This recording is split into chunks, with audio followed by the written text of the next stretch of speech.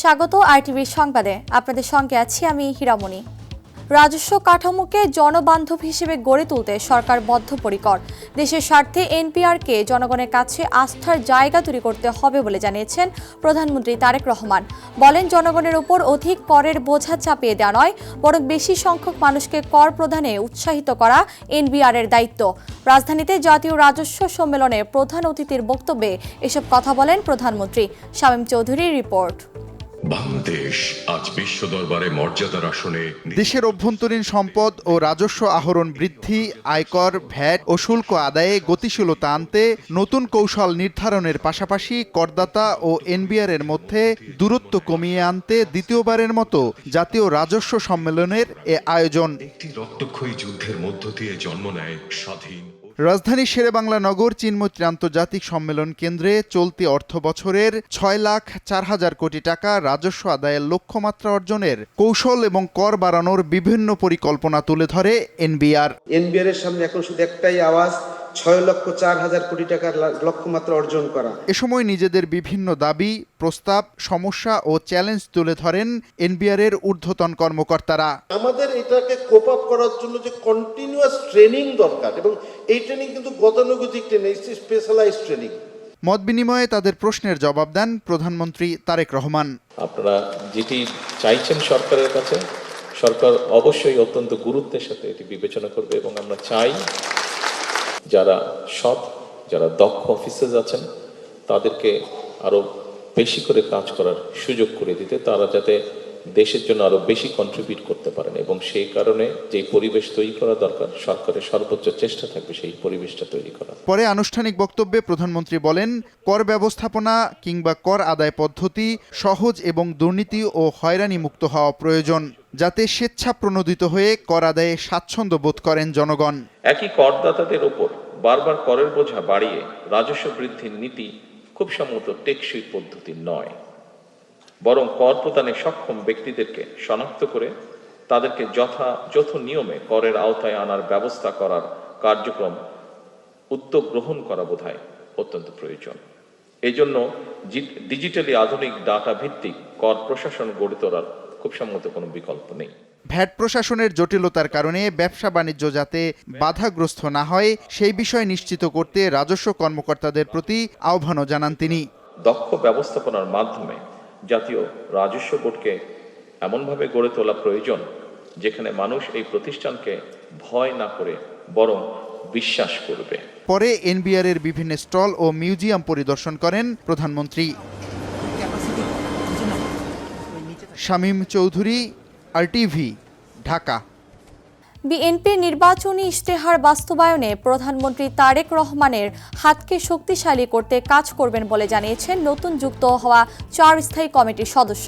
সকালে জিয়া উদ্যানে দলের প্রতিষ্ঠাতা শহীদ রাষ্ট্রপতি জিয়াউর রহমান এবং সাবেক প্রধানমন্ত্রী বেগম খালেদা জিয়ার সমাধিতে শ্রদ্ধা নিবেদন শেষে এ কথা বলেন তারা। স্থায়ী কমিটির সদস্য রুহুল কবির রিজভী জানান, বিএনপির দর্শনকে সামনে রেখে দেশ গড়বে বর্তমান সরকার। নবনিযুক্ত স্থায়ী কমিটির আরেক সদস্য ফরহাদ হালিম ডোনার বলেন, দেশকে এগিয়ে নিতে কাজ করছেন প্রধানমন্ত্রী তারেক রহমান। এ সময় নিজেদের উপর অর্পিত দায়িত্ব সুষ্ঠুভাবে পালনের প্রত্যয় ব্যক্ত করেন নতুন দায়িত্ব পাওয়া অপর 2 স্থায়ী কমিটির সদস্য আমান উল্লাহ আমান ও ইসমাইল জবিউল্লাহ। দলের সাথে জনগণের ব্রিজ নির্মাণ করব, আমরা সরকারের সাথে জনগণের ব্রিজ নির্মাণ করব। আমরা জনগণকে নিয়ে এই দলকে, এই সরকারকে সহযোগিতা দিয়ে ঢাকা চট্টগ্রাম মহাসড়কে শুরু হলো কৃত্রিম বুদ্ধিমত্তা ভিত্তিক এআই ক্যামেরার মাধ্যমে স্বয়ংক্রিয় জরিমানা বা অটো ফাইন কার্যক্রম। নারায়ণগঞ্জ মহাসড়কের মেঘনা বিচ টোল প্লাজায় এই কার্যক্রম উদ্বোধন করে স্বরাষ্ট্রমন্ত্রী বলেন, সড়ক পথে পুলিশ, মালিক, শ্রমিক কেউ চাঁদাবাজি করলে কঠোর ব্যবস্থা নেওয়া হবে। এ সময় সারা দেশে পর্যায়ক্রমে এআই ক্যামেরার আওতায় আনা হবে বলেও জানান তিনি। সাকিবুর রহমানের রিপোর্ট, জানাচ্ছেন এআর বাদল। ঢাকা চট্টগ্রাম মহাসড়কে শৃঙ্খলা ফেরাতে এখন থেকে চালকদের প্রতিটি মুহূর্তের গতিবিধি নজরদারিতে রাখবে কৃত্রিম বুদ্ধিমত্তা বা এআই ক্যামেরা। মহাসড়কে কোনো চালক শুধু দ্রুত গতিতে গাড়ি চালালেই নয়, উল্টো পথে চলাচল কিংবা মোবাইল ফোনে কথা বললেও তা শনাক্ত করবে ক্যামেরা। করা হবে জরিমানা, যা স্বয়ংক্রিয়ভাবে পৌঁছে যাবে চালকের কাছে। এই কার্যক্রম উদ্বোধন করে স্বরাষ্ট্রমন্ত্রী বলেন, দেশের সব মহাসড়ক এআই ক্যামেরার আওতায় আসবে। স্পিড লিমিট ক্রস করলে এবং ট্রাফিক আইন ভঙ্গ করলে, উল্টা পথে যাত্রা করলে, ওভারটেকিং করলে, যে কোনোভাবেই হোক যেখানে সাইন সিগন্যাল দেওয়া আছে সেটা অমান্য করলে তার উপরে ফাইন আরোপ করা হবে। অটোমেটিক্যালি এটা বিআরটি এর কাছে চলে যাবে এবং টেলিফোনিক মেসেজের মাধ্যমে সে গাড়ির মালিকের কাছে, যার নামে রেজিস্ট্রেশন, তার কাছে সেই মেসেজ পৌঁছে যাবে। ইচ্ছা করলে মোবাইল সিস্টেমে, মনিটরি মোবাইল ফিনান্সিয়াল সিস্টেমের মাধ্যমে গাড়ির মালিক সেই ফাইন আদায় করতে পারবেন। সেটা একবার, দুইবার, তিনবার হলে তারপরে রেজিস্ট্রেশন ক্যান্সেল হবে কিনা সেটা বিআরটি এর আইন অনুযায়ী হবে। মহাসড়কে কেউ চাঁদাবাজি করলে দ্রুত ব্যবস্থা নেওয়ার হুঁশিয়ারিও দেন তিনি। জনগণের সহযোগিতায় আমরা মহাসড়কে চাঁদাবাজি বন্ধ করতে পারব। প্রযুক্তির আওতায় মহাসড়কটির প্রায় 250 কিলোমিটার সড়কের 5 শতাধিক স্থানে 1427টি ক্যামেরা বসানো হয়েছে। কোনো অবস্থাতে মহাসড়কে নন মোটরাইজড এনি ভেহিকল অথবা 3 হুইলারগুলো মহাসড়কে চলতে দেয়া ঠিক নয়, সেটা আমরা মেনটেন করব। আর বাদল, RTV, ঢাকা। 3টি রুটে 14টি বাস দিয়ে ঢাকা, চট্টগ্রাম এবং বগুড়ায় একযোগে যাত্রা শুরু করলো বিআরটিসির বিশেষ মহিলা বাস সার্ভিস। সকালে বিআরটিসির তেজগাঁও ট্রাক ডিপোতে এ সেবার আনুষ্ঠানিক উদ্বোধন করেন সড়ক পরিবহন, রেলপথ ও সেতুমন্ত্রী শেখ রবিউল আলম। বলেন, সরকারের 180 দিনের কর্মপরিকল্পনার অংশ এই মহিলা বাস সার্ভিস। আব্দুর রহিমের রিপোর্ট। বিএনপির নির্বাচনী ইশতেহার পূরণে সরকারের 180 দিনের কর্মপরিকল্পনায় চালু হলো মহিলা বাস সার্ভিস।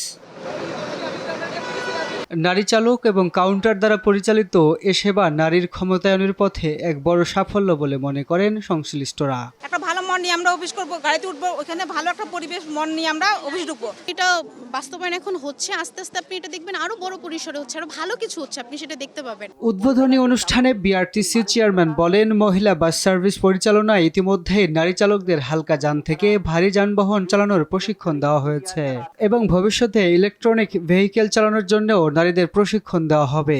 সিটি সার্ভিসের ইভি বাস চালু করার জন্য আরো 400 কোটি টাকা, মোট 800 কোটি টাকা আমাদেরকে জিওবি ফান্ড থেকে দিয়েছে। এ সময় সড়ক ও রেলপথ প্রতিমন্ত্রী হাবিবুর রশিদ বলেন, এ সেবার মতো সকল ক্ষেত্রে নারীরা এগিয়ে আসলে টেকসই অর্থনীতি করতে ভূমিকা রাখবে। তথ্য প্রযুক্তি এই সময়ে গণপরিবহন ব্যবস্থাকে আধুনিক প্রযুক্তি নির্ভর যাত্রী বান্ধব করার লক্ষ্যে যুগের সাথে তাল মিলিয়ে এই বিশেষ মহিলা বাস সার্ভিসের ই-টিকিটিং ব্যবস্থা চালু করা হয়েছে।